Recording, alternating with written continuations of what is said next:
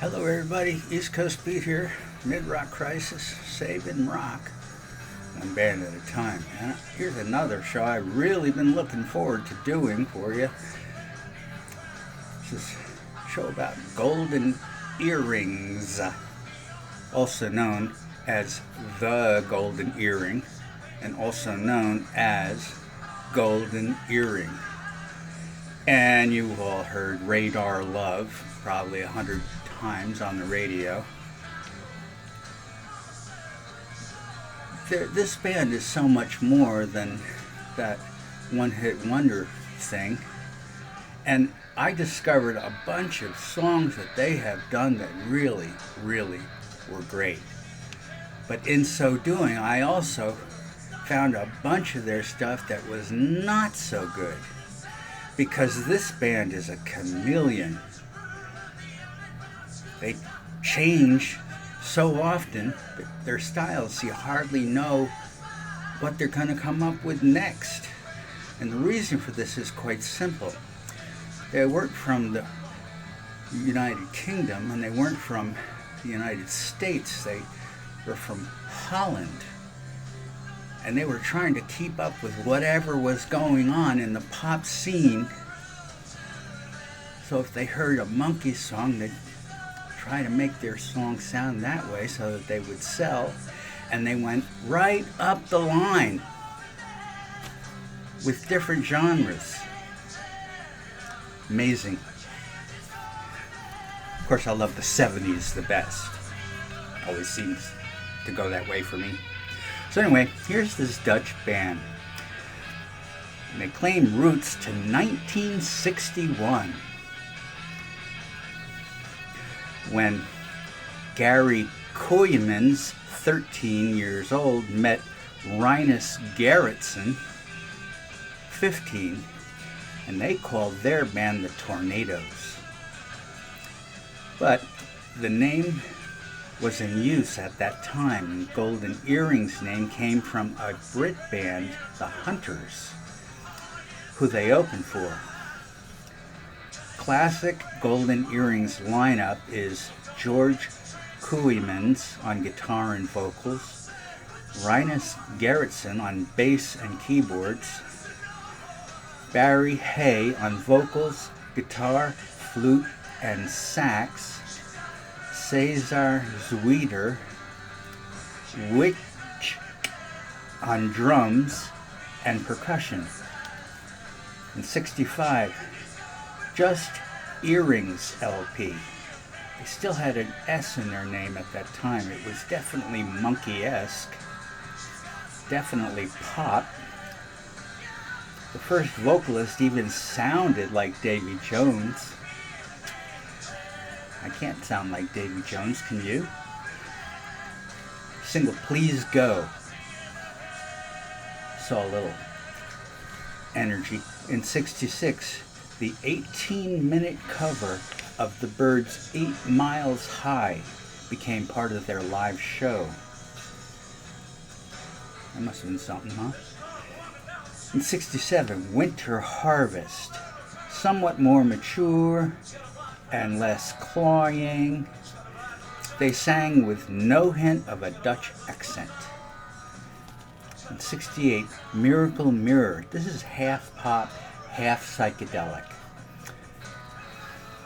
The band 18 Miles High is included here, if you want to hear it. In '69, on the double, you can now hear what the band is evolving to, which is, you guessed it, in the '70s, Golden Earring without the S, less hip-hop, more hard rock. And with hooks. In '71, 7 Tears. The band has, by the way, I forgot to mention that their 70 Golden Earring albums, also known as The Wall of Dolls. That's important if you're a avid fan. I'm becoming avid, I guess. Anyhow, they became the darlings of the netter rock scene in the Hague in 72. Together is Golden Earrings Holland's Beatles. There's still no US hits, but in 73, Moontan, Kiss, and Aerosmith were opening for Golden Earring. How do you like that? The Moontan sleeve pictured a naked girl in a string band feathers in an emotional moment. Yeah. Lots of Space Jams coming up to Radar Love, called the best driving song. Yeah, I can see that. Radar Love, yeah, sure, why not? Going down the road. Radar Love is a rival of Deep Purple's Highway Star in that regard. Vince Taylor, Marilyn Monroe makes an appearance on Moontan just because it turns out that Vince Taylor was the inspiration for Ziggy Stardust. I didn't know that. That was Vince Taylor. Something else you're going to look up, people. The Hague was the beat cult capital of Holland, along with neighboring bands Town, Scheveningen, groups The Outsiders, Q65, The Motions with Robbie Van Leeuwen, later of Shocking Blue, remember them, the Bumblebees, the Shoes, and QB, and the Blizzards. Golden Earring was honored on a Dutch postage stamp, and an exhibition at the Hague Historical Museum showing Dutch nightlife in the 60s, with posters and t-shirts and instruments. Must have been fantastic. Portraits and a remake of a typical teenage bedroom in the 60s. It's in the museum, people. The expo was named Golden Earring Back Home. Here's the rest of the albums. In 75, Switch. And yes, they switched to a different sound. In 76, To the Hilt. Now this is one of their best. Partially prog even. A lot more keys, but not really synthesizer. Traces of psychedelia. Is Holland unfazed by punk? Maybe they're just a little behind it.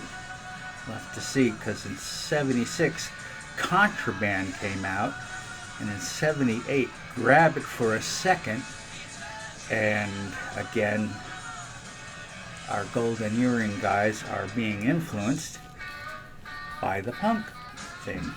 In 79, No Promises, No Debts. In 80, Prisoner of the Night.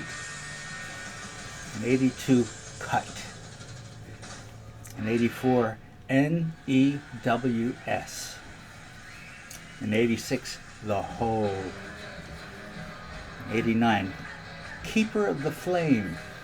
In 91, Bloody Buccaneers. You didn't know they had this many albums, did you? And neither did I. In 94, Face It. In 95, Love Sweat. In 99, Paradise in Distress. In 03, Millbrook, USA. And in 08, The Long Versions. They just went back and did an album of some of their songs with longer versions.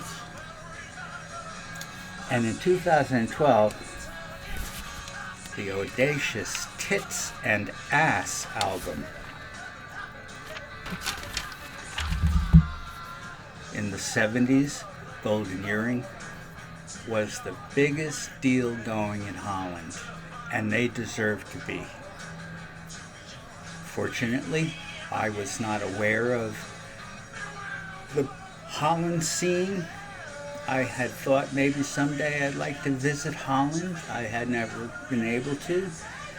I think it's a pretty cool place. Got a lot of nightlife and music scenes, and a lot of Americans are in Amsterdam, or they used to be. Are they still there? Hey, you guys in Amsterdam, let me know if you're still over there. Maybe I'll make it someday. Anyway, thanks for being with me on Midrock Crisis. Please hit like if you are enrolled as a YouTube member. And there's that bell you can ring up on the top if you want to hear about new shows that I put out. Thanks again. See you next time on Midrock Crisis.